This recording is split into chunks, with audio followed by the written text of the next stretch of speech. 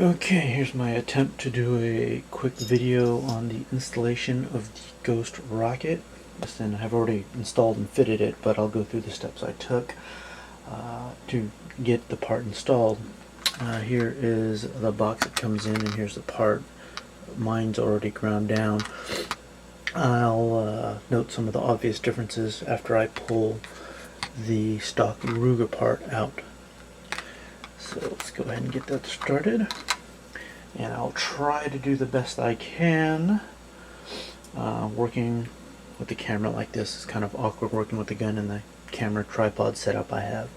Okay, so what I normally use is this, I believe it's a 3/32 punch.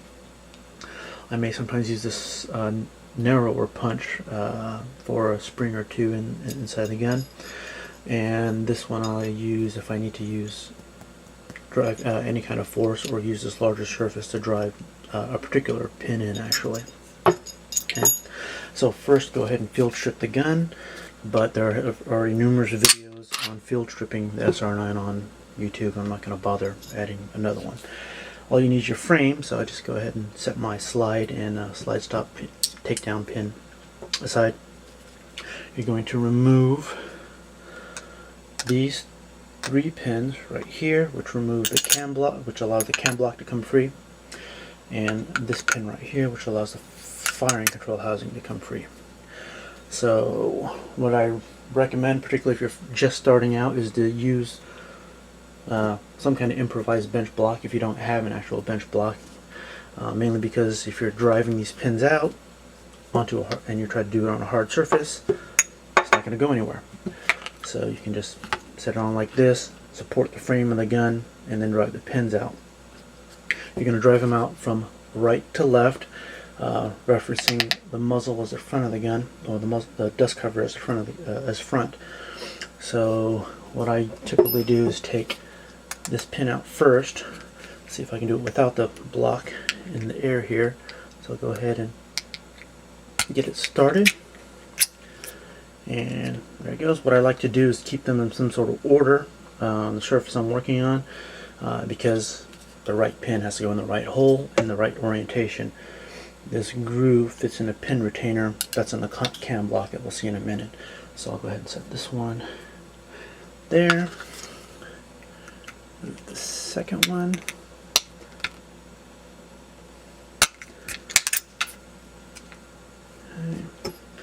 And this one pops out really easily, though it's more difficult to put it in. I'm pretty sure I know why too. Okay, for the fire control housing pin, you need to push the ejector down part way. You push it down fully to field strip the gun, to remove the slide, and it only needs to be down part way to get the fire control housing pin out. And for mine, I don't know for yours, your mileage may vary, but for mine there's a slight click at the right point. Again, from right to left.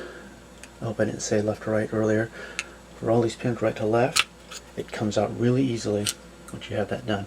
And I'll go into this more detail later, but there is a flat portion of this pin. It's not completely round or cylindrical. There's a flat portion because that pin has to go in a certain way. What I like to do is go ahead and set this here to separate the 2 pins, so I know this one goes in this hole, this one goes in that hole. But as long as you can remember it, however way you do it, go ahead.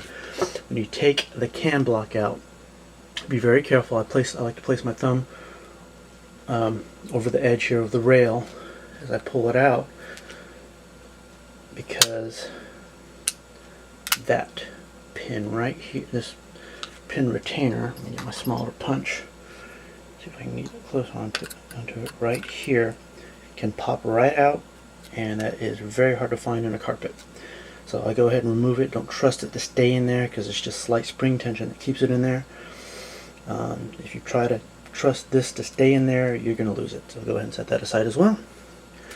Okay, so go ahead and remove that and pull up on your fire control housing, and everything comes out connected. You don't need to remove the cam block and the trigger from the trigger bar. Okay. all I do first is take out the detent and spring for the manual safety. So with my thumb I cover up behind the actual safety lever.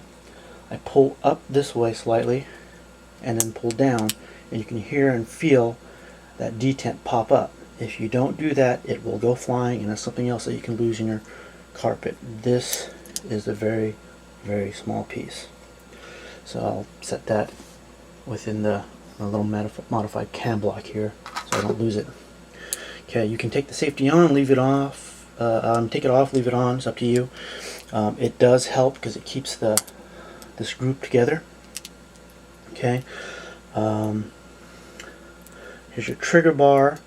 This is the part we're replacing. This is the stock trigger bar reset. This is I believe it's called the trigger bar lift spring. What I like to do is try to keep this all together. I used to go ahead and take it all apart, but and I might go ahead and do it in case show a worst case scenario. But for right now, I'll go ahead and take out the stock trigger bar reset. Set the fire control assembly aside, and then we can compare the two.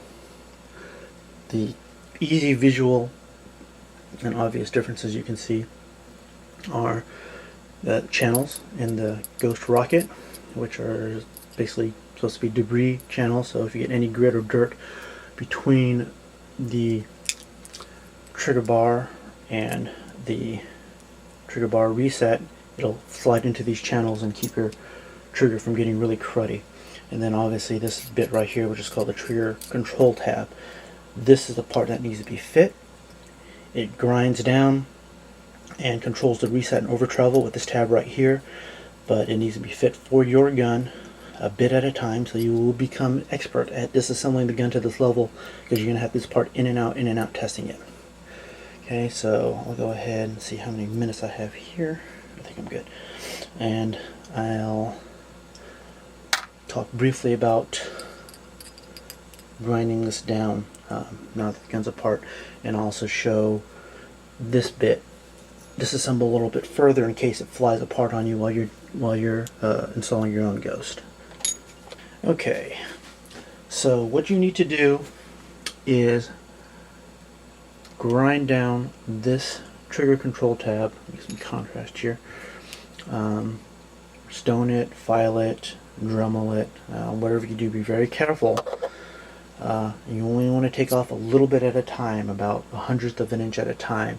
My original measurement with the digital calipers, which I didn't show here, what I do for my measurement to keep track of how much material I'm removing is I measure from this point to the front of the trigger control tab. And when I first measured it, it was 340 thousandths of an inch, and I believe I've got this down now to 280 thousandths of an inch. Again, about 1/100th of an inch at a time. What you need to do is make sure this angle, let me put it oriented the way it's in the gun, this bottom angle right here is 90 degrees and not greater than 90 degrees. And by greater I mean you're not grinding it so this side sticks out further than this side, so it's at an angle like this. For the Glock, there's a Spalding cut, which is supposed to improve how the rocket performs in a Glock with how it resets the trigger bar or something, but apparently that does not work for the SR9, and it's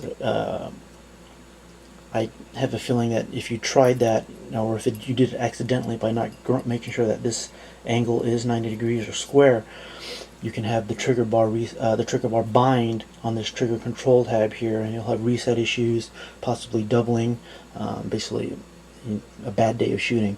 So try to make sure that's 90 degrees. And I'll go ahead and pop this in real quick so you can see how it functions in the gun. Okay. And I'll explain what I'm doing here momentarily.